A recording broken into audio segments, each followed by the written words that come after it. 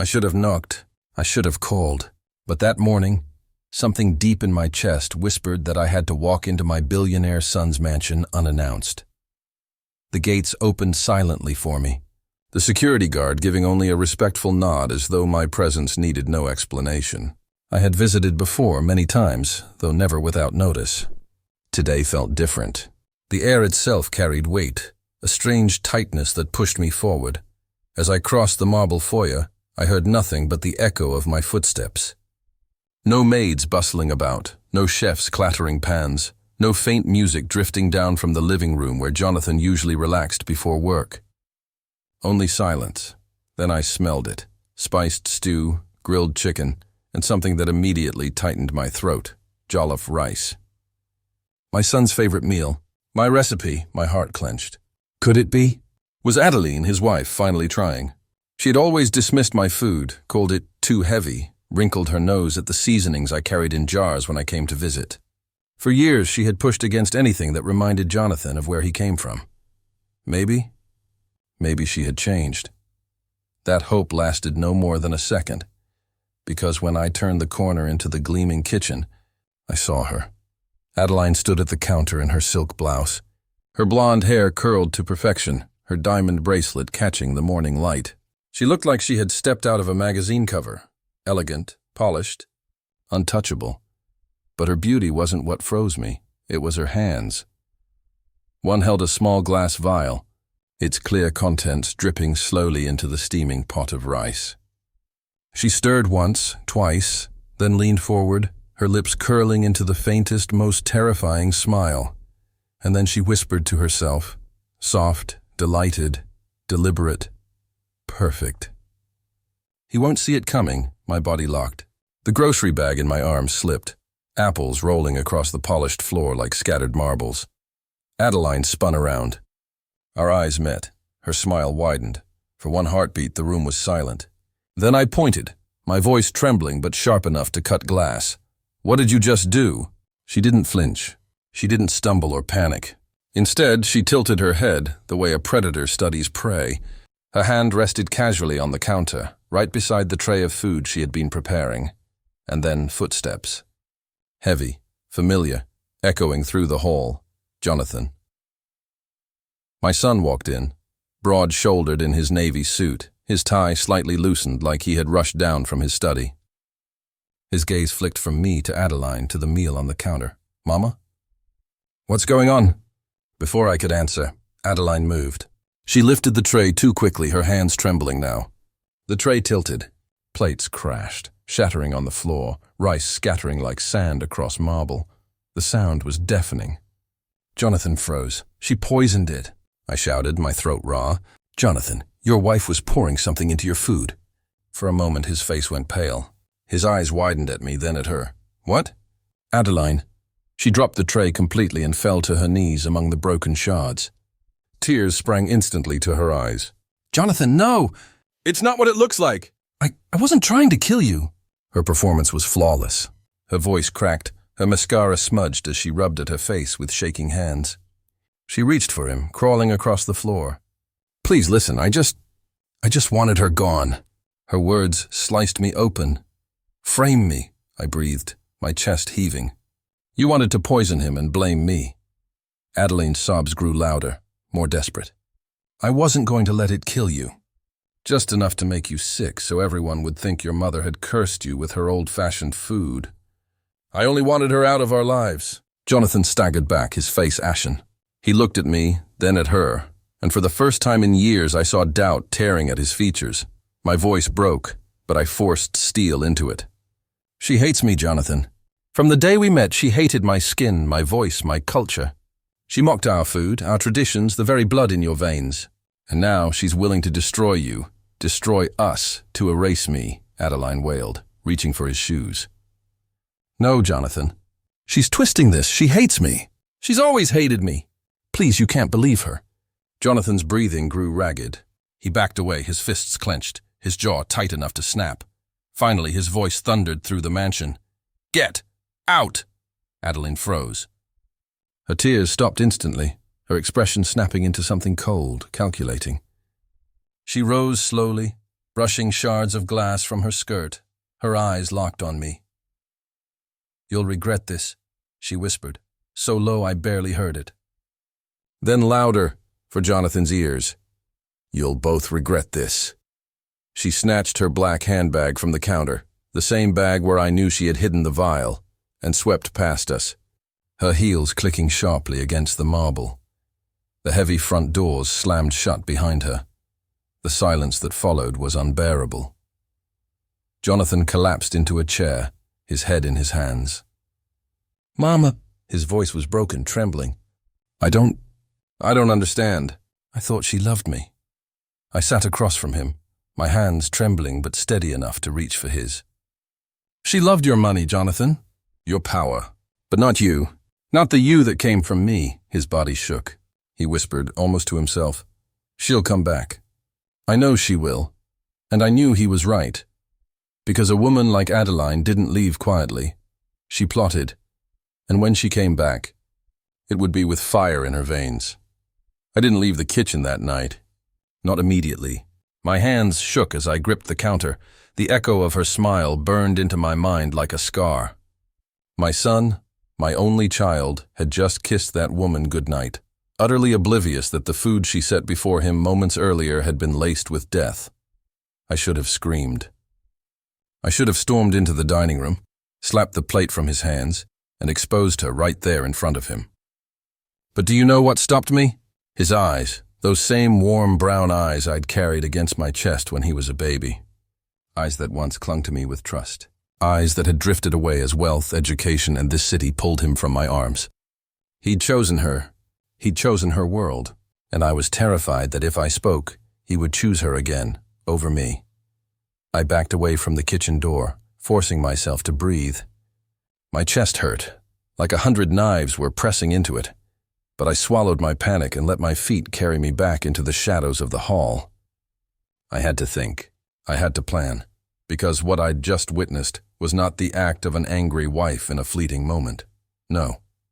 That was calculated, practiced. She knew what she was doing, and she had done it before, or at least thought about it long enough to smile while doing it. When I finally stumbled into the guest room they'd prepared for me, I sat on the edge of the bed, trembling like a child. My fingers clutched the blanket, but my mind was far from that mansion. It went back to the beginning. To the day I held Daniel for the first time. I remembered the nurse placing him in my arms, his tiny fists balled up tight, his skin darker than most of the babies in that ward. I remembered the nurse's forced smile, the way her eyes flickered with pity, maybe even judgment, as though a woman like me had no right to hope for a great future for her child. But I had whispered into his ear anyway. "You will not be small, my boy. You will not be ignored. You will not be broken the way I was." And he wasn't. God, he wasn't. Daniel grew with a fire in him. He studied. He worked. He dreamed bigger than the neighborhood we were trapped in. When doors slammed, he kicked them open. When teachers looked past him, he answered louder. By the time he was 18, scholarships were chasing him. By 25, investors were begging to meet him. And at 30, my son, the same boy who used to bring me wilted flowers from the cracked sidewalk, was a billionaire. But here's the thing no one ever tells you about success. It builds walls as high as castles. Walls that even mothers can't always climb. I came back to the present with tears drying on my cheeks. The poison. That smile, I knew her type. The polished, glass diamond kind of woman who smiled wide for society but narrowed her eyes at people like me. She'd hidden it well at first. So well that even I wanted to believe she was just cold, just guarded. But the cracks had been showing for years, like the first Christmas I spent at their mansion. She had looked at the handmade scarf I brought for Daniel, smiled thinly, and said, "How quaint. I suppose he can wear it when the photographers aren't around." Or the time she introduced me at a gala. Not as Daniel's mother. Not as the woman who raised him with nothing but grit and prayer. No, she called me Daniels. Guessed. Each cut had been small, subtle, easy to excuse if I wanted to. But now? Now there was no mistaking it. This wasn't about dislike. This wasn't about class. This was hate. Hate sharpened into a weapon. The next morning, I forced myself to sit at their pristine marble breakfast table, my stomach churning. Daniel's wife, Rebecca, floated into the room in a silk robe, her golden hair brushing her shoulders, her smile as bright as sunlight. "Good morning," she sang, pouring orange juice as if her hands hadn't carried death hours ago. Daniel walked in seconds later, adjusting his tie, and leaned down to kiss her cheek. "Morning, darling, my son. My beautiful boy." I wanted to grab him and scream, "Don't you see her? Don't you see what she is?" But instead I smiled, thin, tired. Testing my voice, I said, "Sleep well, Daniel?" "Like a rock," he said, patting my shoulder. "It's good to have you here, Mom.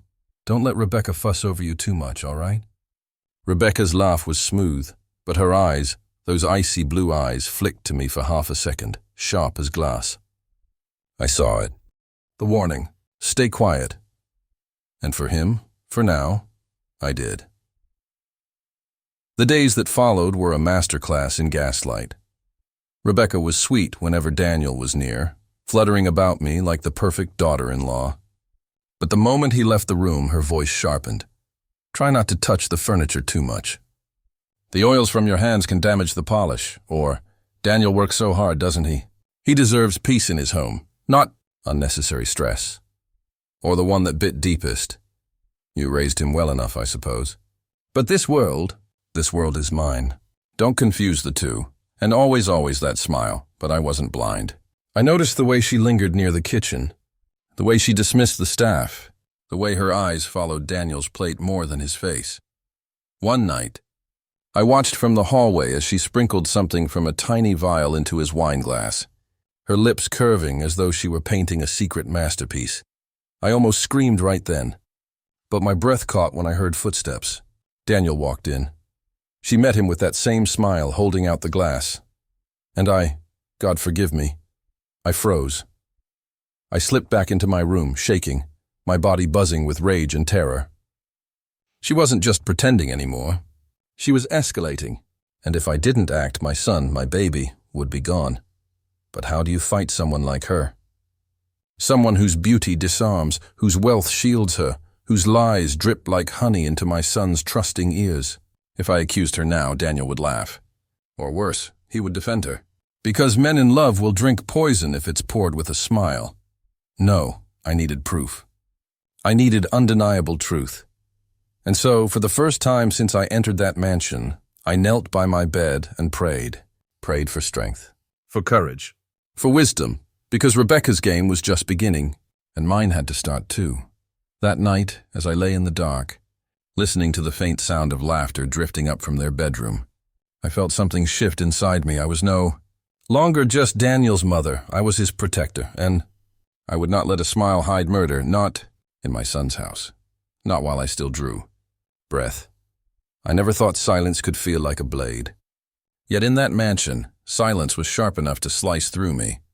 The staff scurried like ghosts, never meeting my eye, their footsteps muffled on polished marble floors. Rebecca had made it clear. She was the queen of this golden cage, and everyone else existed only to orbit her. But me, I wasn't going to orbit, I was going to dig. Because beneath that glitter, beneath the chandeliers and designer gowns, something rotted. And my son, my baby, was blind to it. The morning after I saw her poison Daniel's wine, I followed Rebecca. Quietly, carefully, she floated through the mansion in silk robes and diamond earrings, her hair gleaming like a crown. She looked untouchable, but I knew better. In the pantry, while the chef chopped vegetables, I saw her slip a hand into her pocket and palm something into her fist. She moved with the grace of a ballerina, smiling at the chef as she sprinkled herbs into the soup pot. My heart hammered. When she left, I walked in, my throat tight. "What did she add?" I asked the chef. He froze, his knife stilled against the cutting board. "Madam," he whispered, his eyes flicking toward the door, "please don't ask questions." "I need this job," I gripped his wrist. "Did she add poison?" His face paled, but he shook me off. I said nothing. I saw nothing. And he turned away, chopping again with trembling hands. It was then I understood. Rebecca's reach wasn't just through Daniel. It stretched through every corner of that house. That night, I lay awake, staring at the ceiling. I thought of the years I scrubbed diner floors, folded other people's laundry, and patched Daniel's school uniforms. I thought of every insult whispered behind my back, every door slammed in my face, every man who thought I was invisible because of my skin. And then I thought of Rebecca. The way she smiled as though my entire existence was an inconvenience. The way she looked at me not as a mother, not even as a person, but as a stain on her perfect white canvas. No, I would not let her erase me. And I sure as hell would not let her erase Daniel. The next day, I began my own quiet investigation. I slipped into the kitchen when the staff weren't looking, searching cupboards and drawers. I found tiny vials tucked behind spice jars, labels scratched off, clear liquids that smelled faintly metallic. I stole one and hid it under my pillow. That evening, while Daniel was on the phone with his investors, I caught Rebecca alone in the hallway. You know, I said softly, I grew up with women like you. Her eyes narrowed, her smile frozen. Women like me? The kind who smile with their teeth but sharpen knives behind their backs. I leaned in. You don't scare me. For a moment, the mask slipped. Her lips twitched, her eyes gleamed with cruelty. Then, just as quickly, the mask returned. Careful, she whispered, her perfume thick in the air. Daniel doesn't like conflict. If you upset me, it might upset him. And you wouldn't want that, would you? Her smile widened as she brushed past me, leaving a trail of poison in the air. I knew I had to act fast. But how? Daniel trusted her more than he trusted me. If I confronted him without proof, he would dismiss me as bitter, jealous, overprotective. So I followed her again. This time, into town. Rebecca drove her gleaming white Mercedes like she owned the road. I took a taxi, ducking low, telling the driver to stay 2 cars back. My palms sweated as we wove through traffic. She stopped at a pharmacy. I watched her step inside, sunglasses hiding her eyes, scarf draped like a disguise. Minutes later, she emerged with a small paper bag. My chest tightened. This was it.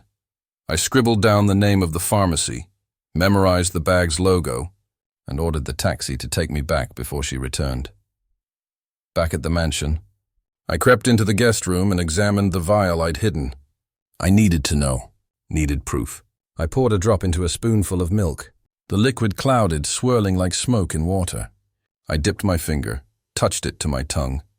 The burn was instant, metallic, bitter. My lips tingled, and I spat into the sink, rinsing my mouth until the taste was gone. My throat still stung. It was poison. I knew it in my bones. But I couldn't go to the police with a vial and a hunch. Not when Rebecca had money, lawyers, influence. They'd laugh me out of the station, maybe even arrest me for trespassing. No, I needed more. That evening at dinner, I watched her serve Daniel with delicate precision. He reached for his fork, smiling at her. And that's when I did it. I slapped my hand down on his plate. Don't eat that. Daniel blinked at me. Mom? Rebecca's laugh was soft. Oh, she's being protective again. Isn't it adorable? Daniel, I said, my voice shaking. She's trying to hurt you. Silence crashed over the table. My son's jaw tightened. His eyes flicked between us. Mom, he said finally, his tone low, controlled. I love you. But I won't let you disrespect my wife in my home. Rebecca touched his arm, eyes shimmering with mock hurt. She doesn't mean it, darling. She's just tired, Daniel stood. Go rest, Mom, please. For me. I opened my mouth, desperate to pour the truth into him. But then Rebecca caught my eye. She smiled. That same sharp, poisonous smile, and I knew. She had won this round. I retreated to my room, my body heavy, my soul burning. Daniel was slipping further into her web, and I was running out of time. But that night, as I sat on the edge of the bed clutching the stolen vial, I made a vow. If she thought a mother's love could be silenced with a smile, she was wrong. If she thought my son would die in his own house while I lived, she was wrong, because the fight wasn't over. It was just beginning. The night it all came crashing down. The air inside the mansion felt heavier than lead. The chandeliers glowed too brightly, the silence before dinner too sharp. Even the staff moved nervously, as if they sensed the storm about to break. I had waited long enough. I had gathered enough, and I was done being silent. I watched Rebecca glide around the table, her silver dress shimmering like liquid moonlight, her hands steady as she poured wine into Daniel's glass. My son sat at the head of the table, exhausted but smiling, eager to enjoy his meal. And me? I sat across from him, clutching my handbag, heart pounding with a fury that had been building for weeks, months, years. I knew tonight would end with either my son safe, or me carried out of this house in silence. Rebecca set the glass before Daniel with a flourish. "A toast," she said, her voice honey-sweet. "To success, to love, to family." She raised her own glass, smiling at me, daring me. Daniel lifted his glass too. "Stop." My voice cracked like thunder. His hand froze halfway to his lips. Rebecca blinked, feigning surprise. "Mother, something wrong?" I stood slowly, pulling the small vial from my handbag. My fingers shook, but my eyes never left hers. This is what's wrong," Daniel frowned. "What is that?" I held it higher. "Your wife's little secret. The reason I haven't slept for days. The reason your food and drink taste sweeter than they should. Poison, Daniel. She's been poisoning you." For the first time, Rebecca's mask faltered. Her smile twitched. But she recovered quickly, laughing softly. "Oh, this is absurd. Daniel, she's tired, confused." "Shut up," I snapped, my voice low, deadly. "I've watched you. In the kitchen, at the pantry, in town. I followed you to the pharmacy. I've seen what you hide." Daniel shook his head, torn between us. "Mom, this is insane. Rebecca loves me." "Does she?" I hissed. I strode forward, snatching the wine glass from the table. "Then why don't we let her prove it?" I shoved the glass toward Rebecca. "Drink." Her eyes widened. Just for a split second, fear cracked through the porcelain mask. Then she laughed again, high and brittle. "Don't be ridiculous." "Drink it," I growled, slamming the glass down so hard the wine sloshed onto the tablecloth. Daniel stood, his chair scraping back. "Enough!" But I didn't move. I kept my eyes locked on hers, and for the first time, Rebecca didn't smile. She sneered. "You really think he'll believe you over me?" Her voice dropped to a hiss, sharp as a blade. "You're nothing. You've always been nothing. Do you know what the neighbors called you when you first visited this house? The maid in pearls. That's what you look like to them. That's what you'll always be. And Daniel knows it." He chose me, not you. My chest burned, but I didn't flinch. "Then drink it. Show him I'm wrong." Rebecca's nostrils flared. Her hand trembled as she reached for the glass. For a moment I thought she might actually do it, but instead, in one swift motion, she hurled the glass across the room. It shattered against the wall, red liquid streaking down like blood. Daniel staggered back, his face pale, and that's when her mask shattered completely. "You fool," she spat at him. "Do you think I married you for love? For your smile? For your mother's sob story about raising you in the gutter? No, I married you for power, for money. And I will not let some pathetic old woman ruin it for me." Daniel's breath caught. His world was cracking apart. But Rebecca wasn't finished.